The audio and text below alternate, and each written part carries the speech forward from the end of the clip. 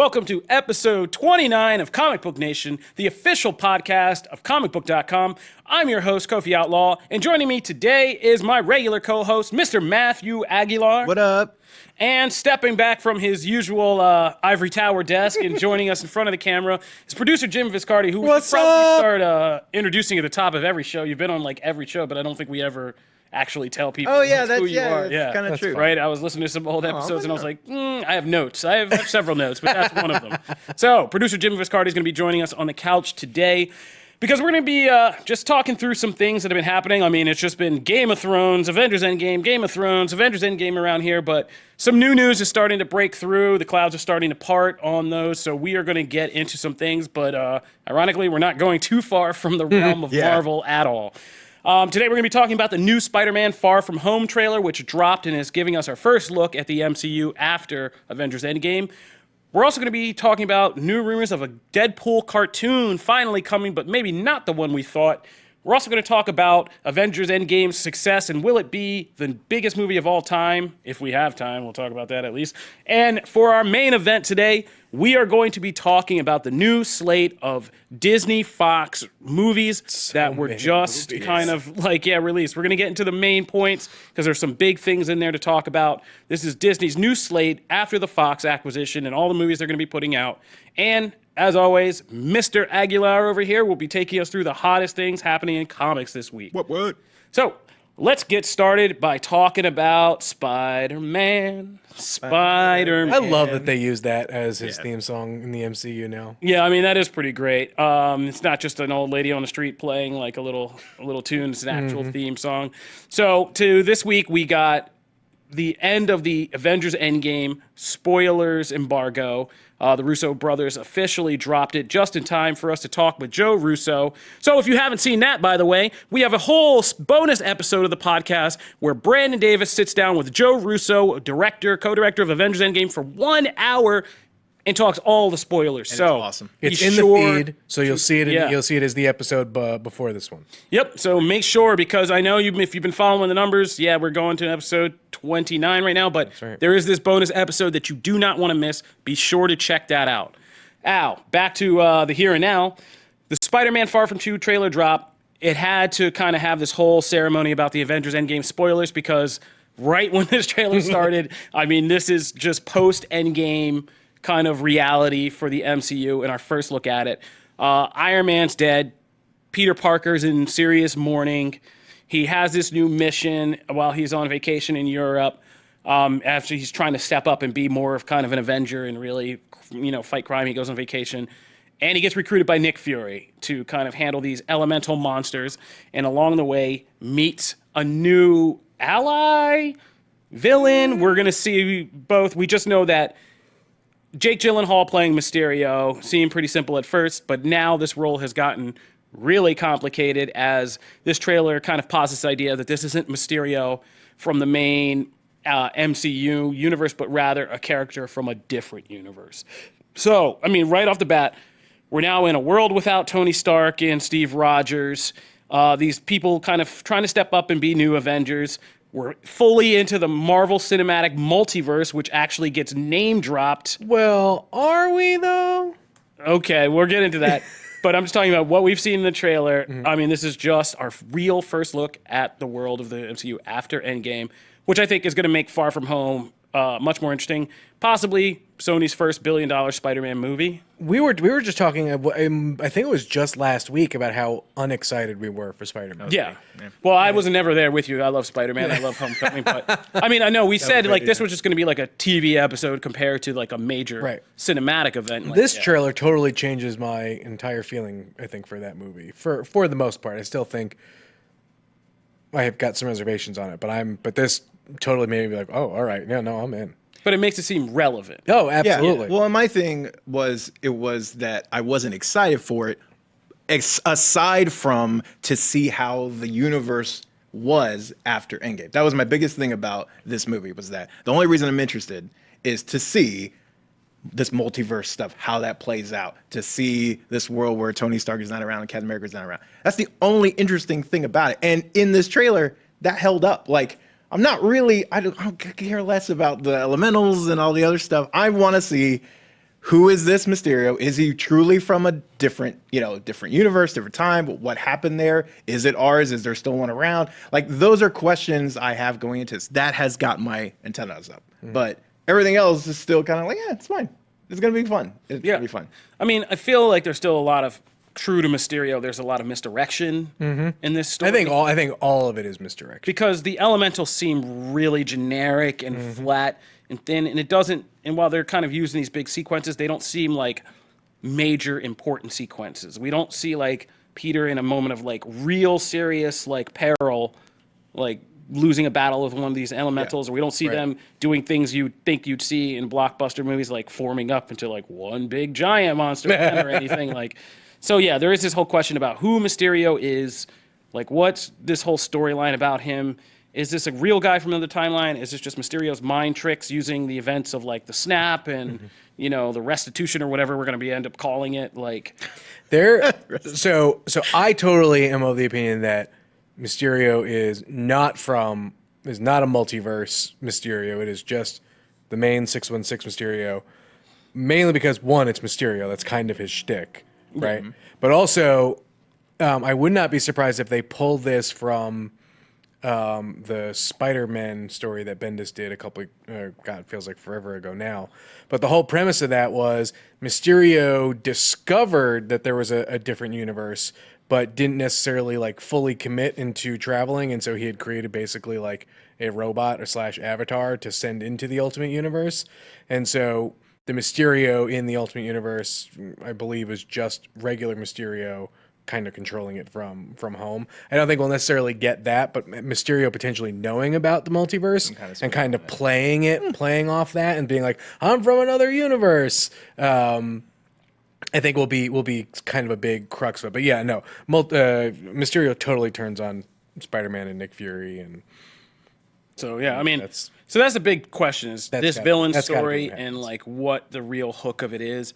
But so far, I think it did what it's supposed to do, which is Mysterio get us thirsty. Great. I was gonna say he looks dope. The costume looks great. Oh my god, the action in this looks great. I mean, there's a sequence of Spider-Man just taking on like regular villains in the beginning, and that all looks awesome. And his kind of quipping and banter and saying, his kind of role of trying to step up and be this hero. That all looks interesting. What happens when they get to Europe, I don't know. But I think it achieved its main goal, which is make us thirsty for the next chapter of the MCU. So if you haven't checked out the Spider-Man Far From Home trailer, be sure to go on the site, check that out. We'll have breakdowns for you all over the place. Moving right along. Jim Viscardi, your buddy, Mr. Rob Liefeld, creator of Deadpool, kind of dropped a little bomb on us today by revealing that there may be a new Deadpool cartoon in the works. Now, a little background, Deadpool's become really popular thanks to Ryan Reynolds and that movie franchise, even more so than he already has. I mean, he's already been a marketing cash cow for years. Basically, there was going to be a Deadpool cartoon at FX, a very adult Deadpool cartoon created by Donald Glover, and creator of Atlanta, Childish Gambino, and his brother. And it got kind of killed before it could get out of development and into production fully. The network, I guess, didn't like some things or thought it was too edgy or whatever. I don't think it was the network. I think it was probably more Marvel. Yeah, Marvel. Because it was too kind of because Donald put out those scripts, and you can see in those scripts that they were probably just a little bit too far than Marvel wanted to go. But at the same time, I think it was probably more. That makes no sense to me. Well, I know, it makes absolutely That's classic Jim Viscardi, that ex-Marvel PR at work saying, they went really ham on this Deadpool cartoon with, like, killing Taylor Swift jokes and, like, kind of racism jokes. So, things that, like, the Deadpool does. Right. Yeah, exactly. Crazy. Yeah. And so, things that a psychotic mercenary might say or do, but, like... I mean, ever since Deadpool showed up in that episode of Ultimate Spider-Man, they have always wanted to try and figure out a way to do it, right? But I don't think the timing ever worked out. And I think the Donald Glover thing left a really bad taste in everyone's mouth, in the sense that, it kind of put Marvel back into a corner. And I think, people are upset that's not the cartoon that we're going to get, because I think that would have been immensely popular. But I gotta remember, like, all this happened before the Disney Marvel purchase, right? And so this would have been on FX, and so it would have been, I don't know, would it have been competition? I don't necessarily know, but I feel like had the timeline have just shifted a little bit, and like the Disney Fox purchase kind of went through, I think we may have had a chance of getting this one out. But I mean, there's always going to be a Deadpool cartoon kind of in the works always. My concern is that like, and this is, it's going to come off as a knock, but it kind of is. But I don't want it to be one of those Man of Action produced type cartoons. Okay. Like the ones who traditionally do most of the animation and stuff for Marvel, because I think that'll be played incredibly too safe. And that's just, I just don't know how you do that with Deadpool. Yeah, I mean, the Ultimate Spider-Man episode of Deadpool is one of the most popular by far. Mm-hmm. But I don't know if that version of Deadpool could occupy. It can't. Can't carry. It would drive me nuts. Mm-hmm. I mean, the whole like nonstop talking about Motor Mouth sounding like the Micro Machine Man. Like, I don't know if you could do that for like a whole. That's great in small doses. Yeah, absolutely. So I mean, especially when you just need a character to out zany Spider-Man and out quip Spider-Man, like But also too, I want you want a different style, right? You don't want that sort of sanitized Marvel animation look. You want I want the something that's going to be edgy. I want a reflection of what the movies are. Possibly one a little toned down for like kids, but like still more of a reflection of what the movies are. Yeah. And that's the strongest thing for the brand right now. Mm-hmm. So. Rob Liefeld didn't know anything. He just tossed his grenade in here and said, "I don't know anything else." But I mean, if there's anyone who knows, it's going to be Rob. So I'm sure that there is definitely one coming. Yeah, if there's one coming, there's one coming, and hopefully Rob, sort of tossing this out into the ether, is the Deadpool movie like catalyst. I kind of feel bad for it though. Like, because what if it's actually decent, but it doesn't matter because everyone's going to have that thought of what could have been. In the back. That's true. A lot of IPs have died on that same hill. So yeah. But all right, we'll keep you updated about what's going on with this Deadpool cartoon as more news comes to light. Moving right along to more things Marvel. Avengers Endgame has basically is knocking off the last challengers on the most successful movies of all time list, which are the House Cameron, as we'll put it in Game of Thrones terms. Titanic and Avatar still stand as the most successful movies of all time, but one of those just fell. Titanic is down as Avengers Endgame crossed the 2 billion mark. 2 billion, T-double-O, 2-W-O, dose billion. 2.18 now, right? Yeah. 2.18. In 2 weekends. So record time. And it's coming and it's tapping Avatar like on your left. It's coming up on it. And I mean, at this point, we expect it to just overtake Avatar. Do you? I mean, I think so. I mean, 600 million is a big gap. It's a gap. Like my earliest prediction most movies, like there are some movies that don't even make that. Like in those last 2 weeks, it really depends. I feel like on this. We're back to the conversation about legs. Yeah, this coming weekend. If it drops so hard. I don't think it'll hit it. It'll get close. No, but here's the thing. If it gets close, there's no way Disney won't pull a rabbit out of a hat to get people back in theaters to get to that. But what do they do? Post-credit scene on it. Yeah, they're gonna put a post-credit scene on it. Post-credit scene on it. Put some respect on that post-credit scene. But yeah, like this. I predicted it would probably pass Titanic. But yeah, that gap between we've all watched it, right? As these movies in their third and fourth week, you just see they do it by just little chipaways, right? It's 1.8 and 1.2, and it's like that's a big gap. Yeah, to cover. I mean, this one is also, Jim alluded to it, but it's also not like a purely organic finish that we might get. Mm-hmm. There's already like crazy camps of people who like Marvel fans who can't stand Avatar. They want it to pass. Yeah, the hashtag whatever it takes is taking on a life of its own now for the film, and like. What do we got to do to push this over and get Avatar? Like I would love it. Look, I'm not a. Well, go see Endgame again. I will. If you have 3 hours to spare. Disney will just write it off as a marketing expense. Like they'll just go out and just buy $100 million worth of tickets. And that's something they would do, though, right? Yeah, I mean, according to Captain Marvel conspiracy theorists, yes, that's something they would do. Yes, it absolutely is. So we don't know. I mean, it's not a guarantee. I want to hope because I'm not an Avatar hater. I actually did a lot. I liked Avatar. Avatar was this like event kind of movie in the same way that Endgame kind of was in completely different aspects. Like Avatar was a thing that James Cameron just came up with and after he read like Pocahontas, Fern Gully, and some other stuff. Right, exactly. But it was this super. But it was just this. It was an event. It was like the true first 3D movie. It was this kicked off the 3D movie era, And I mean, nothing has even come like really close since then to creating that event. And it was a once in a generation, like, yes, everybody bring everybody in your family to see this because you need to experience this. I think. And Endgame needed 10 years. Yeah. So here's a question. Does the second Avatar movie pass Endgame if Endgame takes the top spot? Oh, absolutely not. We're going to get to that later because we have a whole bunch of Avatar and stuff to talk. So right now, I mean, I think we can, let's get to it because I think right now it's a wait and see, but Avengers Endgame is in the running to become the most successful movie of all time. It has been like this last gap to finish, but I think you're right. Week 3 will tell the tale about what kind of legs it has. But then again, I mean, we were all like, week 2 is going to be the one. And we just cruised through week 2, and here we are. Crushed. Yeah. So we'll see what happens next week after week 3. We'll have a better idea of this, so we'll come back and talk to you.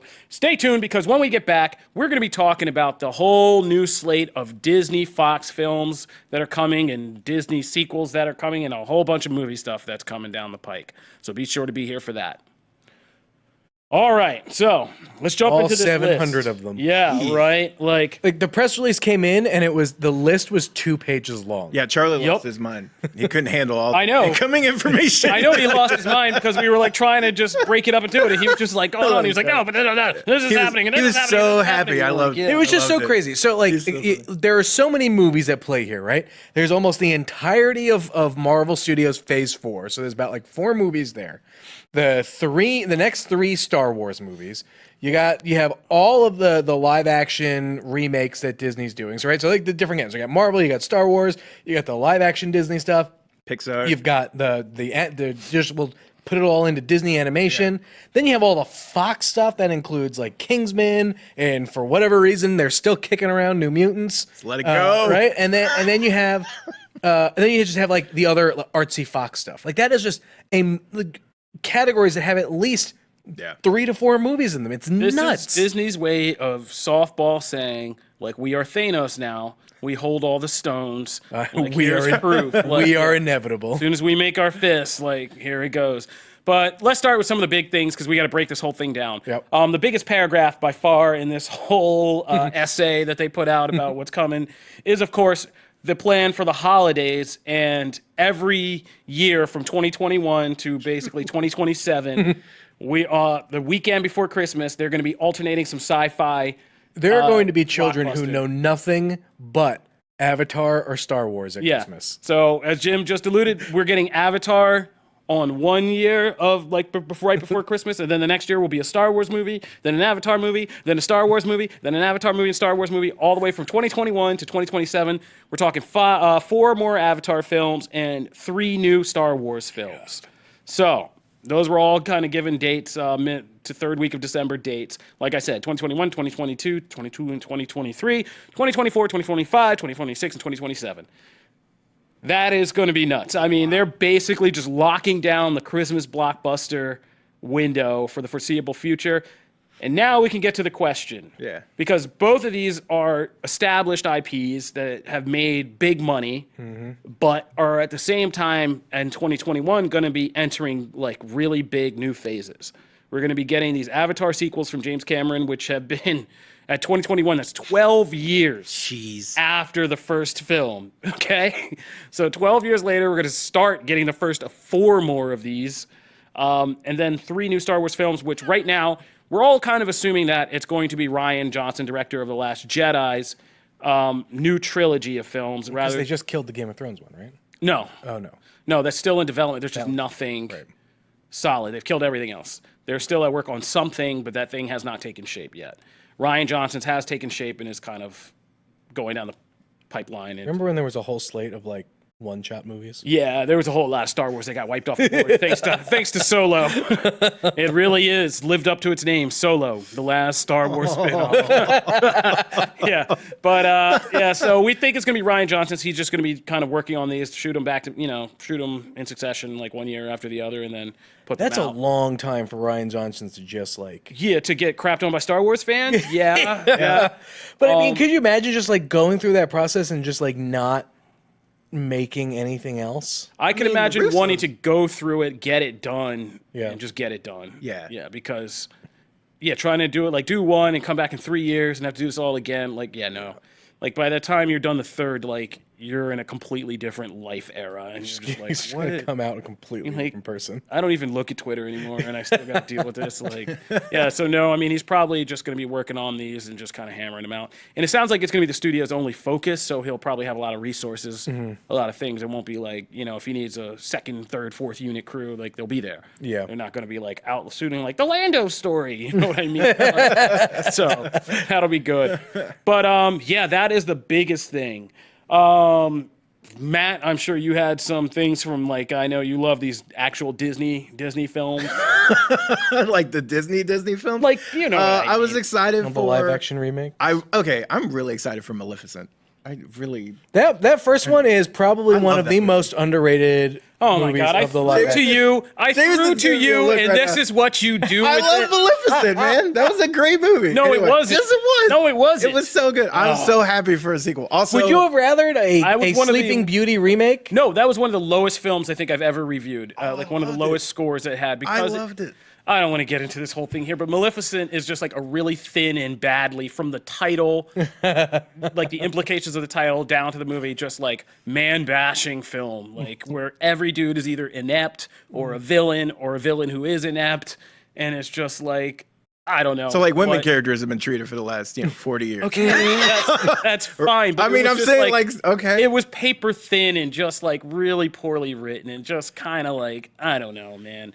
It was just I didn't enjoy it. My so. worry for this next Maleficent is that if it will suffer, First one well, if it will truly suffer from that second, or like that second Alice in Wonderland movie did, because I loved the look of the first Tim Burton Alice movie. It was a fine movie, whatever. But I truly loved the look, and I really liked the look of Maleficent. And I think that's probably what carries a lot of the, my like for that movie. And I just worry that that's not going to be enough for another one. I don't know what more of that story is left to tell, but Am I okay? So and looking also at this, I'm not worried, but I'm intrigued by Mulan. I'm interested to see what they do with that property because for some reason that's like a Crouching Tiger, Hidden Dragon-esque type. I don't know what it is, but my faith in the live action adaptation is starting. They're wane. they're incredibly hit and miss. Yes, so I Yeah, don't. Oh yeah. Like Oh, these they're- new live action remakes? Yeah. Yeah. They're Because- literally in some cases like hit then miss. Yeah. Then hit, So then like miss. I'm excited for Aladdin. I'm not as excited for Lion King, and I already see that happening with some of these other ones. not that as kinda come excited out. Well, for that's Lion like King? No. That's Oh, flipped that's the from hot what take. I've heard a lot of people say. Yeah, I say I think Lion King is going to be the one that makes the Ton of money. ton of money. I think Aladdin will fall in the just fine range. Yeah. And then Maleficent will probably be. I think Aladdin will make its money because it clearly they have kind of it went into a No. Dumbo was a flop. Yeah, sorry, that's But my I think opinion. As much as Aladdin will be okay because they're playing to a wider demo. of Yep. that. Like that's an all quadrants demo. Like you got your black got enough- urban it's got audience enough- for Will Smith, but it's also got enough You've got- music in it, too. Yeah, But when you look at- musicals for, which is like the key theater for these crowds, movies. But when theater you look kids are at gonna love Beauty it. and You the see Beast, this though- whole Middle Eastern cast, like it's gonna Because when you look at Beauty and the Beast, though, I that's my favorite Disney movie, right? So I you about would to tell see me you those. didn't like it? No, I loved it. Oh, okay. But when I watched those trailers and when I saw that movie, I'm going for you to recreate the magic that was when I saw those animated movies. You don't think Aladdin's going to do that? I think Aladdin okay. is going to do. You don't think Lion King's gonna do I it? look at Lion King right now and I don't see the fun and charm. I see, there's a bunch of animals. I think I don't see that charm has not come through aside from that 5-second part with Timon and Pumbaa. Yeah, I was gonna say though that I was gonna reference that. Like Yeah. when you see them singing Kuna Matata, like there, I mean that's. I hope it has kinda the all heart. of that because that movie does have a ton of heart and charm. I have a feeling that Jon Favreau is gonna make The Lion King a refreshing experience. and that's a whole other as aspect opposed to of this that I just think Lion like what the King- trailers are showing you, which is recreations of the original. Yeah. I think it's going to be the in between moments that we get that we didn't see in the Did you like The original Jungle film Book? Are going to be good. Did I? Yeah. I love the Jungle Book, and like changing that up, like changing the whole King Louis sequence. I had this Yep. argument in here. Somebody didn't like it, but I love Christopher Walken as King Louis in that whole sequence. Oh, that's great. And how they changed it. and I did like that. when they Like, change yeah. little pieces, but I make no bones about it. people are going to see these movies. No, not sure. for you to reinvent the wheel. They're going to see their favorites from the animation. No. Yeah. What I mean by that is just like Jon Favreau can play a Timon and Pumbaa scene of comedy differently than we got in the animated film, but still have them sing Hakuna Matata and capture that magic. And that's what I think The Lion King is going to do a lot more of. I think it'll be a lot more change to the actual narrative and dialogue of the story and how the beats play while still retaining the songs and the kind of Africana culture stuff. So I think it'll be all right. And I know in the early lead ups to a lot of these Disney live action adaptations, it always seems like the directors say, we're not going to do music. And then everyone loses their damn mind. And then they go, oh, no, music's back in. Like it happened with Mulan, Aladdin, Beauty and the Beast even went through it at one point. I'm like, just stop. Just keep part of these movies work. Just know you're going to do music. Yes. Mulan, they said that. And then they kind of doubled back and said, well, it's going to have like, we're gonna do some interesting stuff with the music. Like, don't screw around. Just there's iconic songs in that movie. Just give me the tunes, man. Just do it. Know what you're getting into. But yeah, the new one from Pixar, Toy Story 4. I know I'm one of the few on this place that's jazzed for that movie. I'm always interested to see. Of course, Frozen 2. A lot of the stuff though comes out this year. Yeah. I mean, it is a packed slate. Just 2019. Maleficent 2, Frozen 2, Rise of Skywalker. Maleficent 2 is one that just like they filmed in secret and was like, oh, by the way, earlier this year, we're like, oh, it's coming out this year. And it was like, wait, what? That surprised me that it's so early. I was like, that's October. That is a quick. Pixar's early next year is Pixar's Onward, a new Kingsman movie, which I keep forgetting is coming like early next year. So we got a lot. But let's talk Fox side and superheroes again. So we got Dark Phoenix coming out this year. But New Mutants is back. Right? It's not back. It's just still on the schedule. For it was never taken April off the 3rd schedule. of next year. 2020. It's still plenty. How many delays is that? When were we? I can't even remember. When were we? Kofi, they have to reshoot the whole movie. Like, were we supposed to get it 2017? Yeah. I don't even remember anymore. I've been working here. I feel like since I've started working here, I've been waiting to see. That's like telling someone your invite is in the mail and like for 2 years. I'm just joking. I think, but it's been delayed like twice already. Like I don't even. Like just tell them they're not invited already. Like don't tell them your invitation's lost in the mail. The only way that I think New Mutants still counts is if they play with some idea, and this has been kind of floated around the office already, of connecting it to like a Marvel multiverse thing, because now that possibility is much more on the table. But it's such an awful idea, though. Right.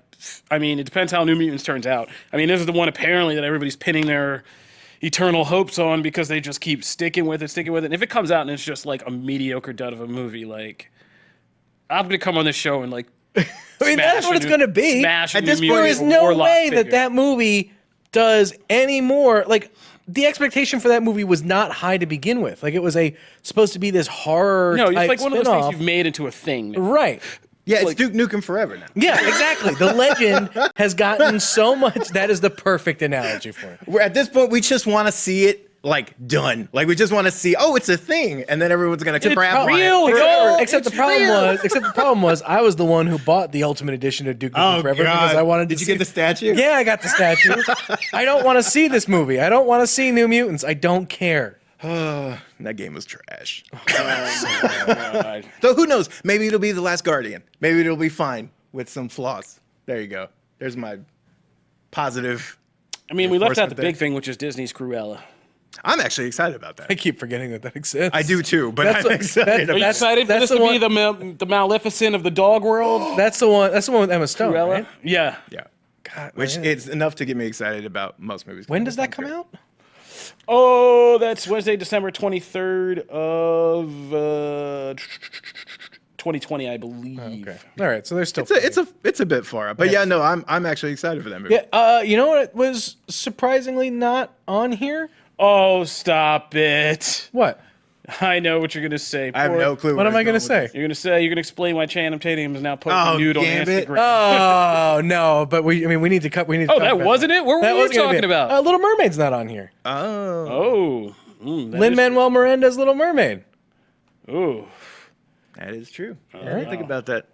But while we're Wait, about while that. we're on, Gambit well, did get since put out we of its mentioned misery. it- I think he's working on all the raps for that one, but like, He was good in Mary Poppins. I liked him. I thought you were about to throw shade at Gambit because there's New Mutants lives, but Gambit dies. Like that's the world we're living in now. The only reason New Mutants lives is because they happened to shoot it. Like it's done. Like it's just done. it's done. Like Gambit never got there. started. Now Channing Tatum's posing nude in the shower on Instagram, trying to get that Gambit. The closest back. Gambit came to like being an actual thing is like they had who the catering was going to be. Like somewhere on a piece of paper, they're like, "Oh, we booked." How many? I mean, that movie had like 4 directors. Yeah. Yeah. Right? Yeah. Oh, yeah. I went through a bunch of them. Doug Lyman was on there for a while. Was Louis Leterrier attached at one point or another? I think so. Wasn't Rupert? What's his face? Rupert Wyatt. Yep, attached to at one point. God, poor Gambit.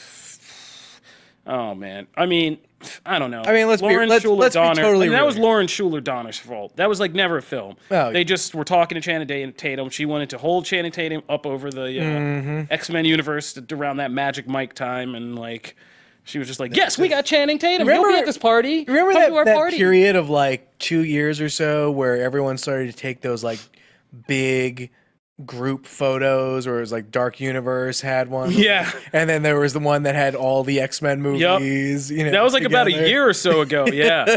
Yeah. That's just like a great thing. Like that needs to be hung up on the freaking Overlook Hotel wall now. It's just like franchises that died, but are still somehow around. Yeah. Universal's Dark Universe. They get like Javier Bardem, Yeah. freaking God, Tom Cruise. In photo shoots that clearly no one was in the same room for. They just pasted them all Yeah, together. it's just like, and then Sophia Botella, like randomly in the background, like with Russell Crowe, Tom Cruise, Javier. Oh I man, wanted and that now, to work so and now, much. yeah, the X-Men universe. I was rooting Jennifer for that. Lawrence sitting there with Channing Tatum, like thinking, I'm out of here. I was rooting for that universe so hard. Universe, so was I. Dark universe. Yeah. I mean, this horror superhero thing you think would be like a no-brainer and easy to put out, but we keep talking about it like Hellstrom's going to be the real first one to come along. who saw that coming? Yeah, Hellstrom. Like, Wasn't of all Transformers supposed to have one too? At one point, It's still Yeah. Oh no, the writers' room that was dissolved. Oh, the writers' People room saw was last dissolved, night, and somebody was like, "Why am I paying a room full of people for this?" to come up with that. Started over, Bumblebee, like, and that's what happened with that. So, yeah, I mean, Gambit's There was gone. the writers' room for like the GI Joe stuff that they wanted Yep. to do. Oh. Yeah. Oh man. Was but that wrong? I'm just Too? glad. Is I'm that glad that wrong? we finally have gotten to a point where I feel like most studios are finally backing off of the we need a cinematic universe like Well, Marvel. that's just does. what They're Hollywood just- does. Like, somebody does something really good. Everybody else is like, we need to do this too. They get into it. They're like, oh, we never really understood how to do this. Because if we could have invented Facebook, we would have invented Facebook. And then it all falls apart to the tune of a lot of money and wasted investment. And meanwhile, Marvel's just like on your left to $2 billion in for Endgame. And like, that's where we are. At least DC is beginning to learn a little bit. Like, they're just like, DCEU, I don't know what that is. We never officially coined it. So there's just DC Films Then movie. didn't they come up with another name for it, which was at like their WB press? No, they just called it DC Films. Yeah, It was okay. just the name of Yeah. the division. Yeah. Yeah, and now it's just like, we're just going to make movies, movie by movie. And if you like them, maybe we'll connect them. Like, which is like the speculation about Joker now. Like, it's supposed to be the standalone story, but if people really like it, hey, did you hear they'll about the find a way. Batman? Yeah. So yeah, Gambit, we hardly knew ye. Hopefully, in the next 10 years, Marvel Studios will actually give us a proper Gambit and like, you know, it'll be great. whole rogue relationship. God, but at this point, it feels like it's going to be like 10 years before we see something like that. I mean, 5 to 10, definitely. I mean, it definitely is. I feel like it's getting to the point where we Like I'm going to be like 40 when that. Well, yeah, happens. Like I'm going to be like- 40 when that happens. I'm almost 40 now, man. It's all right. You'll still be here. Go away. Oh jeez. Yeah. God, I'm the baby on it. I'm almost like, yeah. Go away. Yeah, I'm almost 40 now, and I lived to see Endgame, and I thought that was a long stretch back when I was just trying to get people to read about the Marvel Cinematic Universe. So here we are. You'll be there before you know it. Yeah, I mean, remember, New Mutants was coming out yesterday, and that was like 4 years ago. So here we are. But all right, that'll do it for Disney's upcoming slate. We have a full breakdown of that on the Comicbook.com, so check that out. Now, to the thing that we're actually named for. Matthew Aguilar is going to take us through the hottest thing happening in comics this week.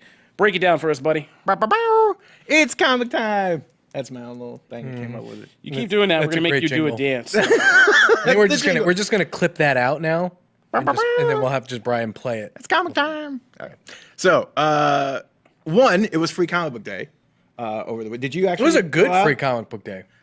Kofi, did you? I worked it. No, I had to. I worked at the local comic book shop. I had to. Yeah, like I retired from free comic book day a while ago because now I just get everything in like trades, graphics, and downloads. So.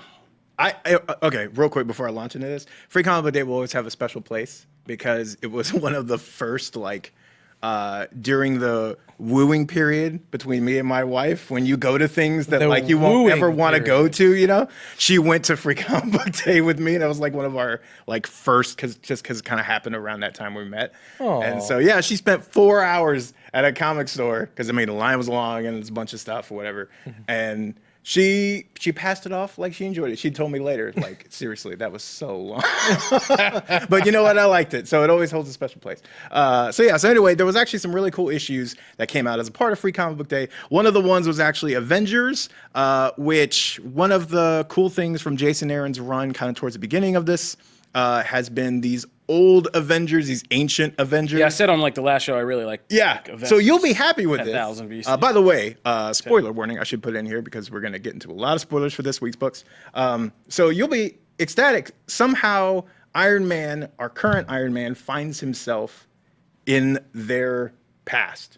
And so the last issue or the last page is hey, and it's that entire team. And they're like, who are you worrying? Because he's trying to figure out why there's no Wi-Fi and all these ancient monsters are attacking him and he doesn't understand it. And so he meets that whole crew. So it looks like they're going to bring them back into this storyline in kind of a big way over the next few issues. They have some of the coolest designs. I was kind of bummed initially that they didn't feature them more after kind of building them up so much in the pre-marketing for it. But it looks like they're going to bring them back in. So I'm actually excited about that. Also, evidently Black Panther, Blade, and Ghost Rider are trying to exorcise his car, which is just a fun thing that I feel like is only in comic books. And that's a cool thing. Sounds like it also could be an episode of Supernatural. Also, we meet this weird Shi'ar themed Avengers team, which has Captain Corsair. It's essentially the Starjammers mixed with the Avengers, and you have a Brood Thor, which is just cool. It's a really cool looking team. I feel like that was in Avengers Forever. They had something like that. They've played with this whole let's toss it, and we don't know if they're part of our time or wasn't that kind of what the Revengers looked like a little bit comic team. Yeah. And so and of course, and there's a couple other members of this team, but I always like the idea of teams of just throwing a bunch of cool ideas out there. We'll see if it actually sticks, because a lot of times Marvel can throw these teams out there and doesn't know what to do. Well, but it was it's Jason Aaron thing. That dude, if he's on a run, he'll come back to it. Okay. And this is because look at those prehistoric Avengers. Right. They were thinking now he's come back to it. Captain Marvel number 5, which is Kelly Thompson and Carmen Carnero. I hope I'm pronouncing that correctly. I think you are. You better be. Okay, she's awesome. Her art is fantastic. Out of all people, you better be Aguilar. I know. I was just saying. I hope I did. I looked it up, but I'm just double checking. The conclusion is to Re-Entry, which is this series where they've been kind of stranded in this closed off Roosevelt Island that's kind of this dystopian thing, and no one knows why it's cut off from the rest of the world. That's just Roosevelt Island. Wow. I do not endorse the thoughts of Jim Viscardi. Roosevelt Island is a weird if any of our fans are in Roosevelt Island. But it's really cool because it's amazing what a little TLC can do to characters like Hazmat, Echo. Echo was just kind of abandoned out there and has just been kind of, been brought back for every so often for a couple of years. So was Hazmat, right? Wasn't she just one of the ones that the leftover characters from Avengers Academy that just didn't really get anything? And they're awesome here because they've had a role, a very specific role to play in this storyline. They've actually put some character work into them. So now we actually have this kind of little team. It's not a team, but going forward, we have some kind of rehabilitated characters that you can now see in this book, and it's great. So it just shows that even the weirdest character can be awesome if you just give it some time and love, right? I'm waiting for my maggot. Make him a co-host on a podcast. Wow. That's hurtful. That's very hurtful. Why? I was saying that was a positive thing. Was it? Was it positive? The weirdest character He doesn't- can be great if you him in the right place. Shows some tender love and care. Another free comic book day issue is Spider-Man. So this is Donny Cates and Ryan Stegman. This is actually the lead up to Absolute Carnage, which is... Ooh, is this going to be a good Carnage story? I can't tell you yet because this is Charlie has been keeping up with like the Venom books and he's all in on the Venom stuff. Donny Cates' #1 fan, Charlie Ridgely. He was a little confused as to where this sits like in the timeline of stuff that's going on in those books. But it's promising. It's essentially we can't tell if this is actually Eddie Brock or the suit because now those are two separate people. Like Eddie Brock is actually a separate person. And the suit is actually walking around kind of looking like but also, Eddie Brock. I mean, correct me if I'm wrong, Carnage is the Carnage symbiote plus the Null. The Null thing is affecting. Thing, yeah. right. And so in this book, which is actually great because in this issue, they actually go back to before Cates took over with Lee when he had a temporary new owner for a minute. And they meet and he like reaches into his chest and pulls out what's left of it. All right, because that's the whole thing. Like, isn't Carnage supposed to like going out to like hunt the previous symbiote? Yeah, but this is Venom. That's true. It's Brock, right? So I don't. It's confusing, and I feel like they'll reveal that. It's confusing from a mystery perspective, not a convoluted perspective. But I'm interested to see where this goes because if this is just Eddie Brock hunting, but I think he's out with his son, like trying to keep him safe from things. So there's a lot of intrigue here. It could be good. He sees Spider-Man by the very end, so I mean, we're gonna get Venom / Carnage / Spider-Man, so you're not going to miss that if that's what you're looking for. But Cates has done some really interesting things with this whole, mythos. So I'm excited. Like it could be good. I'm optimistic. I'm cautiously optimistic. Also, moving on to DC, Batman and the Outsiders #1. Hey, DC getting some shine here. Brian Hill and Dexter Soy. This is a team that was kind of explored in the not last run, but the run before that of Detective Comics. And in this one, we actually get like Duke, the Signal, Orphan, Katana, and Black Lightning are essentially the team. Signal kind of has needed, he has an interesting premise, but he needs some time to grow as a character. This so far is a very nice launch. It looks like he could actually get that, so I'm hopeful. Orphan's been a great character over the last 2 years. They've done a lot with her, so this looks to be continuing in the right direction. Batman's in it, but it's a limited role, which I think is good because I think this needs a personality other than just it's Batman's 8th team, 8th team book, because it feels like every book he has now is that. Also, and ironically, I talk about he doesn't have a team, but in Detective Comics, this is actually one of the best Batman and Robin classic storylines I've read since Grayson held the cow. Because those were, honestly, to me, that's the bar for Damian team-up stories of like Batman and Robin is when Grayson was Batman. I haven't seen that same thing reflected. So far in the new run